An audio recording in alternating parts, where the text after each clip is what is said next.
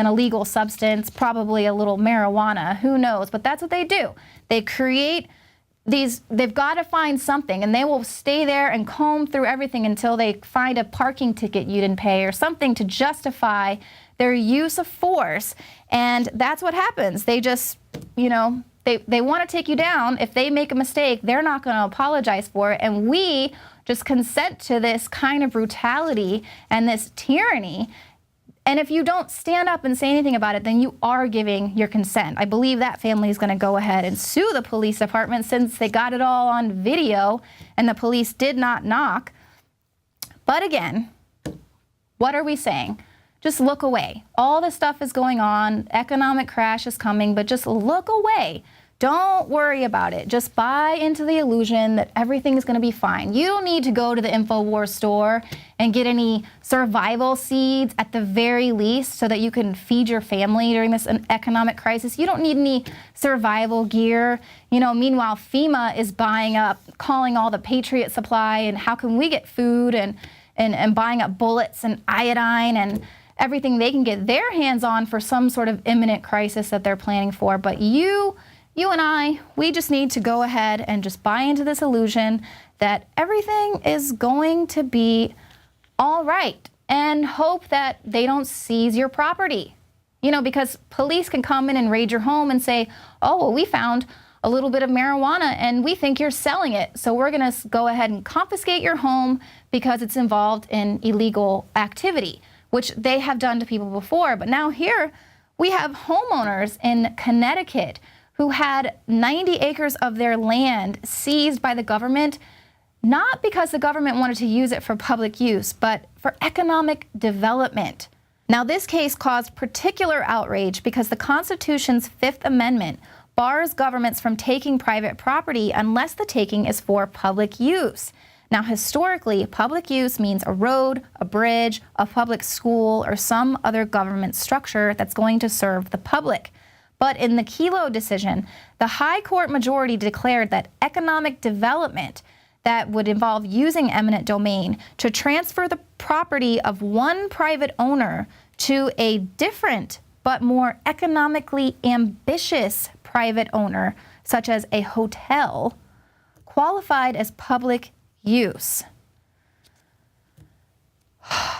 That is crazy. I mean, and that was upheld by the Supreme Court, that they said this is fine.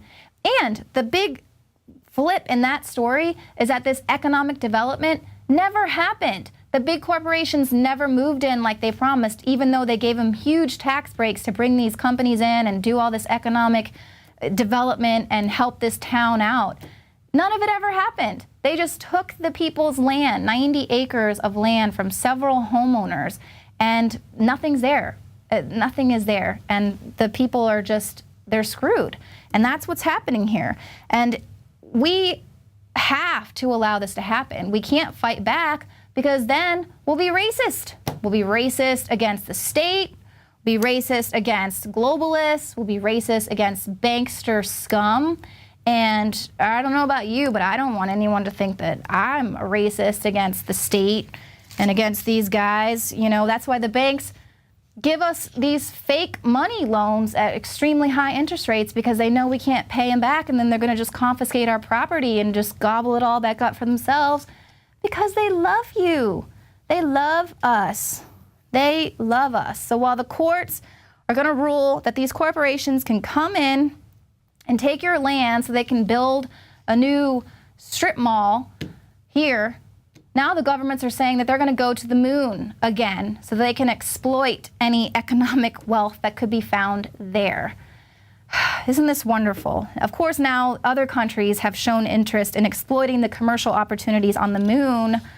So the U.S. has once again said, we're going to go ahead and launch a robot on the moon for the first time in 4 decades. There are already plans to explore the lunar South Pole, where it is hoped there could be abundant natural resources that would make a base self-sustaining. So NASA said that it's going to offer its expertise to any private companies that want to develop lunar explorations, but it's not going to be putting up any cash for the missions. So can you believe this? I mean, can you imagine? Look at what the globalist scum has done to this world, to this country, to all the countries in the world. They've exploited everyone for their wealth. They've destroyed everything they touch. 10,000 years of agriculture and farming can be destroyed in one generation because we've allowed companies like Monsanto and DuPont to patent seeds so they can completely monopolize the food supply, control the food supply. So 10,000 years of human evolution, of figuring out how to farm and agriculture to feed ourselves and figuring out how all this works can be destroyed in one generation, wiping out everything. And now these guys want to go and explore the moon and just screw things up in space because they're done with this place here. We can't allow this to happen. I mean, if we sit around and don't say anything about it, then we are basically consenting to their destruction and their tyranny. And that's what they're counting on, is that we're going to sit around and be millions of people in a football stadium chanting for idiot morons who are playing a rigged game anyway. This whole game is rigged, and the only way that we are going to win is if we wake up. But just by nature of you watching this very broadcast and supporting this transmission, you are the resistance. By you waking up your friends and family to this rigged system, to this rigged game, we can win. We can stop these guys. We can teach people that we don't have to consent to this tyranny.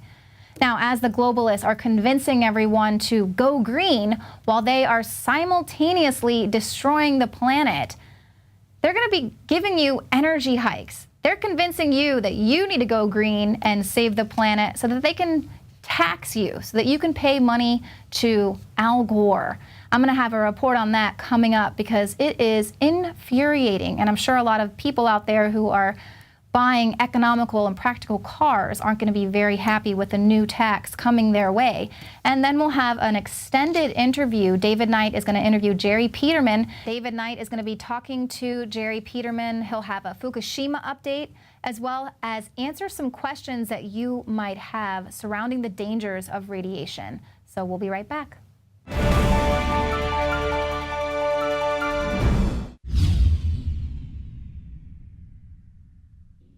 Many anthropologists and archaeologists believe that before man even discovered the power to harness and use fire, we were involved in agrarian activities. That is, taking the seeds of plants and then replanting them to produce more. The very foundation of our modern civilization and human culture is centered around the planting and cultivation of edible plants. Here are some of the amazing deals at INFOWARS Seed Center at INFOWARSShop.com.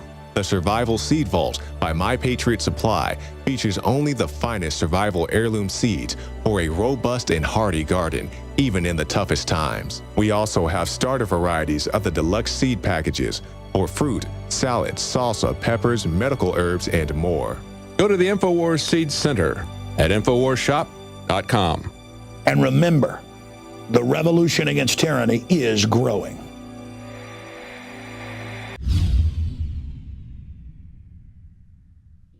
Alex Jones here to tell you about how you can help spread liberty worldwide while also enjoying what I have found to be the best tasting 100% organic coffee on the planet. For more than a decade, my favorite coffee has come from the high mountains of southern Mexico, where the Chiapas farmers grow their unique shade-grown Arabica beans. We have now managed to secure these sought-after beans in a highly customized blend. Discover and try a bag of the Patriot Blend 100% organic coffee at InfoWarsLife.com. This coffee gives you a long, smooth pick-me-up for hours without the headaches and heartburn that so many other coffees give me personally. Hands down, this is my favorite coffee, and it's taken us years to secure connections directly to the Chiapas Mexican farmers. Drop by the site today, order a bag or two, and I don't think you're going to be disappointed. Available in original or with our immune support infusion blend. You will be supporting a free press, all the while enjoying a truly great-tasting cup of my favorite coffee. Available at InfoWarsLife.com.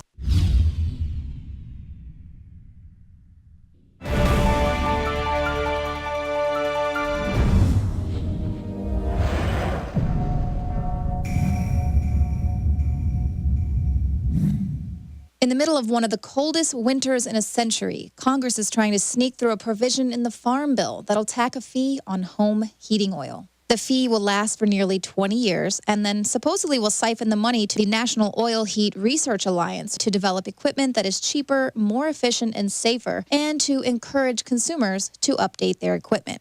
The bill prohibits oil companies from passing the fee on to consumers, but taxpayer advocates say that's a sham. Congress established NORA in 2000 to improve energy efficiency and lower heating bills at no cost to the U.S. taxpayer. But Representative Henry A. Waxman of California said, in the past, NORA has used the funds it's collected to primarily run public relations campaigns.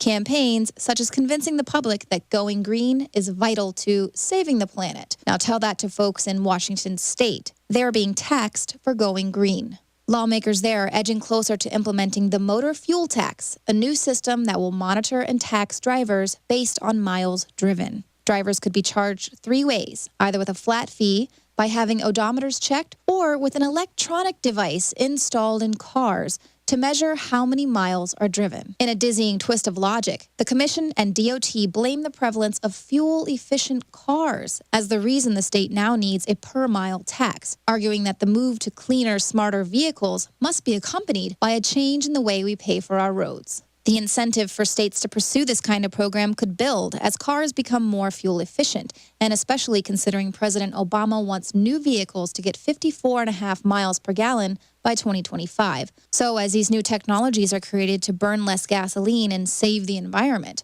the states are now concerned about the loss in revenue. The black boxes installed in cars are one major privacy concern because you're being constantly tracked. But there are also other ways this push for efficiency is leaving us incredibly vulnerable to hackers, advertisers, and the NSA, as well as soaring fee hikes. Smart meters are being touted as the innovative and advanced technology that will help conserve energy and, in exchange, lower energy bills. Right, because energy companies really want to help you cut into their profits so they can save Mother Earth. A recent poll revealed that about 1/3 of people who had smart meters installed had experienced bill increases, and 1/4 of those had had bills doubled, tripled, or more. They're complete lies.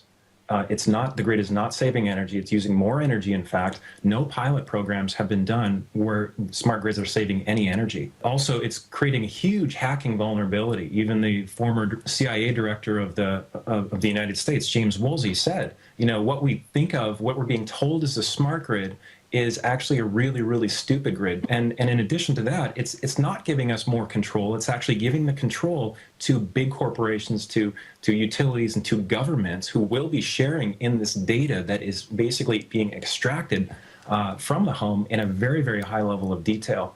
Just as the global warming conspiracy theory is being pummeled with historically low temperatures, so too is the energy efficiency farce, which is proving to be just another means of taxation and control.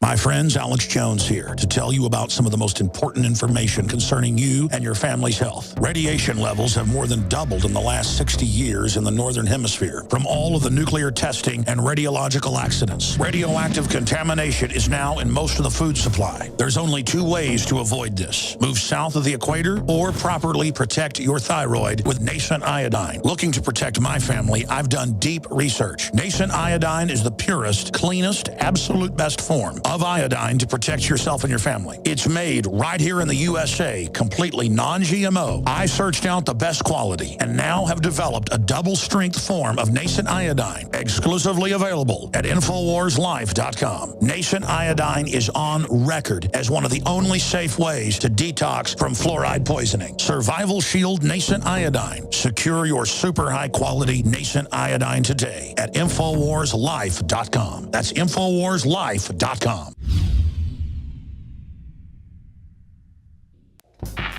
We're on the march. The empire's on the run. And the InfoWars army is standing strong. Wake up your family, friends, and neighbors and break the matrix at InfoWarsStore.com. Learn the truth and spread the message of liberty with the world's most comprehensive collection of books and documentary films. Maintain a healthy metabolism and energize your body to perform at peak health with Survival Shield Nascent Iodine. Protect your